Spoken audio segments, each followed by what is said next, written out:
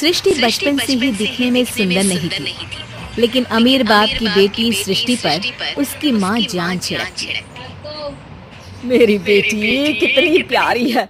भगवान सबको सृष्टि जैसी बेटी दे। सृष्टि धीरे धीरे बड़ी होती है। एक दिन सृष्टि की सहेली कहती है, तू दिखने में कितनी अजीब सी है, लेकिन मैं जानती हूँ हम सब में सबसे अच्छी शादी तो तेरी ही होगी। तेरे पापा अमीर जो हैं।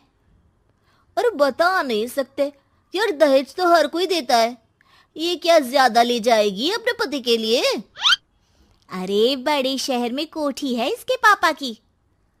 अरे पापा की है ना, कौन सी इसकी है? इसकी होती तब तो कोई भी लड़का इससे शादी कर लेता। अरे पापा की मतलब पापा की है तो मेरी ही है ना? किसने कहा? अब तेरी तो तब होगी ना जब तेरा भाई ना हो। वैसे भी शादी के बाद सारी प्रॉपर्टी भाई के नाम होती है। सृष्टि समझ जाती है कि उसे किसी भी हालत में माँ बाप की सारी प्रॉपर्टी को अपने नाम करना है, लेकिन कैसे? एक दिन सृष्टि का भाई शीनू कहता है, बहन क्या कर रही है? तुझसे एक बात करनी है।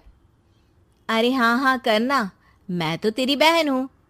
बहन मेरी लाइफ में ना एक लड़की है, बहुत अच्छी है। मैं सोच रहा हूँ माँ और पापा से बात करूँ शादी के लिए। सृष्टि को समझ में आ जाता है कि भाई की शादी होते ही भाभी उसे एक दिन भी घर में बर्दाश्त नहीं करेगी। क्या बात है भाई, बताना कौन है वो? यार वो बहुत अच्छी लड़की है, पढ़ी लिखी है, मेरे साथ जॉब भी करती है। बस एक प्रॉब्लम है। प्रॉब्लम?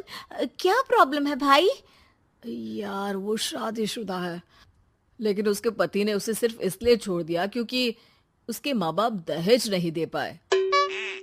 सृष्टि ये सुनकर न जाने क्यों खुश हो जाती है। अरे भाई तो क्या हुआ, लड़की तुझे तो पसंद है ना?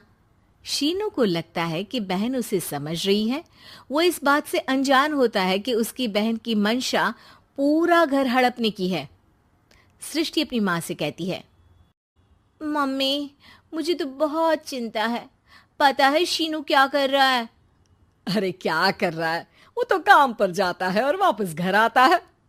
नहीं ना माँ, वो यही तो नहीं कर रहा, बाकी सब कर रहा है। आपको पता है उससे प्यार है, और वो भी एक शादीशुदा लड़की से। ये क्या हो गया? मैं सोसाइटी में क्या मुंह दिखाऊंगी? अरे तेरे पापा तो यही कहेंगे कि मैंने ही उसे बिगाड़ दिया है। माँ देखो, मेरी बात मानो, पापा पर भी विश्वास करने की जरूरत नहीं है। अब आप ही बताओ, पापा इतनी देर घर के बाहर रहते हैं क्यों? बोलो। अरे बेटा वो तो नौकरी करते हैं ना। तू बहुत भोली है माँ। पापा का ऑफिस तो 7 बजे खत्म हो जाता है, लेकिन देखो कितनी देर से आते हैं। अरे नहीं बेटा, ऐसी कोई बात नहीं है। सृष्टि माँ को एक औरत से बात करते पिता की फोटो दिखाती है। देखो माँ कैसे हैं पापा। मैं ना कहती थी कि पापा सही नहीं है। मैं तेरे पापा से बात करूंगी, दे फोटो मुझे। ओ माँ, वो तो डिलीट हो गई। लेकिन चल, तूने तो देख लिया ना। पापा से बाद में बात कर लेना, और हाँ मेरा नाम बिल्कुल मत लेना। हाँ माँ। अब क्या था, सृष्टि के माँ और पिता के बीच झगड़ा होना शुरू हो जाता है। सृष्टि के मन में क्या चल रहा था कोई नहीं जानता था। एक दिन, माँ सृष्टि के लिए एक लड़का देखा है, वो लोग शाम को उसे देखने आने वाले हैं। और हाँ माँ, एक खुशखबरी, मैं और पापा मिलकर एक नया बिजनेस ट्राई कर रहे हैं। शाम को लड़का आता है, सांवले रंग का। सृष्टि को तो बिल्कुल भी पसंद नहीं आता।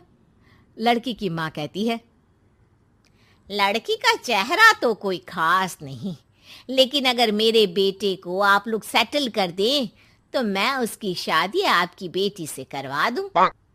सृष्टि को लड़का बिल्कुल पसंद नहीं था। उसे भाई पर गुस्सा आ जाता है। लड़के वालों के जाने के बाद कहती है, माँ देखा शीनू मेरे लिए कैसा लड़का लेकर आया, न दिखाने लायक न सुनने लायक, सेटल भी नहीं, वो भी हम करे।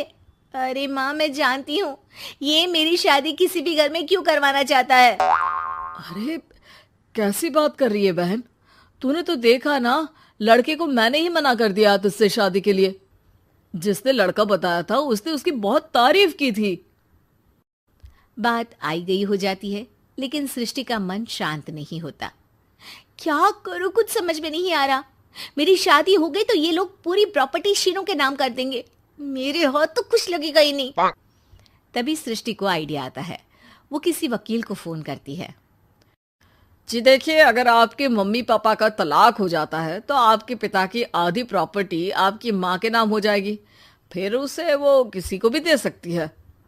सृष्टि अब माँ को बेटे के खिलाफ भरती है। माँ, शीनू पर नजर रखा करो, वो जिस लड़की के प्यार में है ना वो शादीशुदा है। यहाँ आएगी, सारा पैसा रुपया जमीन जायदाद सब हड़प लेगी। पापा का भी हाल तुमसे छुपा नहीं है। ऐसा ना हो कि मैं और आप एक दिन सड़क पर भीख मांगे। हे भगवान, मैं तो जीते जी मर जाऊंगी अगर ऐसा हो गया तो। ऐसा हो गया नहीं माँ, ऐसा ही होगा। अभी समय है, आगे का सोच लो। मैं तो कहती हूँ पापा से आधी प्रॉपर्टी लेकर अलग हो जाओ। पापा की आधी प्रॉपर्टी भी हम लोगों को अगर मिल जाती है ना तो अगले 7 जन्म सफल समझो। बेचारी माँ बेटी के कहने पर पति से तलाक लेकर अलग हो जाती है। सृष्टि अब पैसों से गाड़ी और अपने दूसरे महंगे शौक पूरे करने लगी। उसके दोस्त भी उसके पैसे इस्तेमाल करते। सृष्टि, कल तुम कहाँ थी? मैं सारा दिन घर पर अकेली थी।